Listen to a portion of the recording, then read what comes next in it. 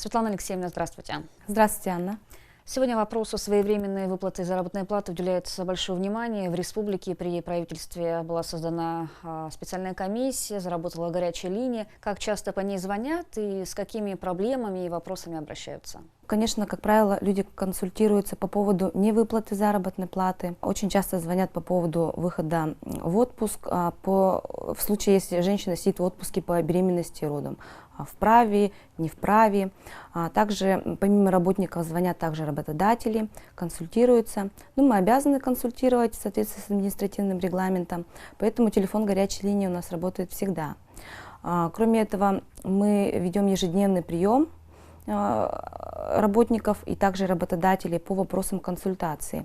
В случае, если в результате приема действительно имеются существенные нарушения трудового законодательства, в данном случае мы принимаем обращение от работника для дальнейших действий надзорно-контрольных мероприятий. В основном в числе должников это предприятия-банкроты, в их отношении открывается конкурсное производство, и, как показывает практика, задолженность выплачивается далеко не сразу.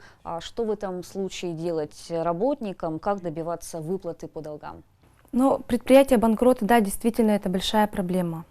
В настоящий момент существует судебная практика, которая нам говорит о том, что организации, работодатели, которые являются банкротами, вернее конкурсные управляющие, которые в настоящий момент уже осуществляют конкурсное производство, да, то есть в отношении должника ведется конкурсное производство, он признан по решению арбитражного суда несостоятельным банкротом.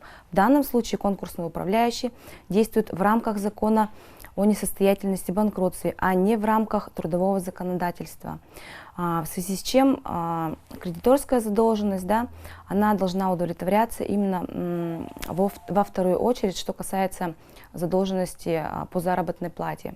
В данном случае, конечно же, рекомендовали бы мы работникам, которые попали в такую ситуацию, взыскивать в судебном порядке, для того, чтобы была возможность в результате проведения торгов, в случае, если у организации банкрота имеется имущество, да, или иные денежные средства, имели возможность взыскать через службу судебных приставов, либо включиться именно в конкурсную массу для возможности вернуть заработанные деньги.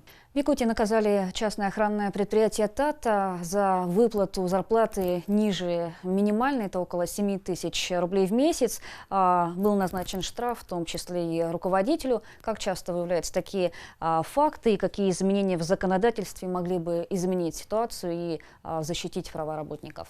Государственной инспекции труда за 2015 год по обращениям работников было проведено более 20 проверок именно в связи с тем, что работодатель выплачивает заработную плату ниже минимальной, установленной именно в Республике Саха-Якутия трехсторонним соглашением. С 1 июля 2015 года на территории Республики Саха-Якутия установлена минимальная заработная плата в размере 15 390 рублей, которые работодатели обязаны выплачивать в случае, если они не изъявили желание участвовать в данном трехстороннем соглашении. Да? То есть это все работодатели, которые осуществляют свою деятельность на территории Республики Саха-Якутия. Да, действительно были выявлены факты по требованию государственных инспекторов труда, а именно по предписаниям была выплачена заработная плата, которая составляет более 500 тысяч рублей. Как часто трудовая инспекция проводит проверки и на что в первую очередь они направлены? Государственная инспекция труда проводится помимо внеплановых проверок по обращениям граждан, а также по иным основаниям. Также проводятся плановые проверки. Рострудом запущен сервис «Электронный инспектор». Таким образом, хотелось бы сказать, что работодатель перед плановой проверкой вправе и может проверить себя именно по электронному инспектору.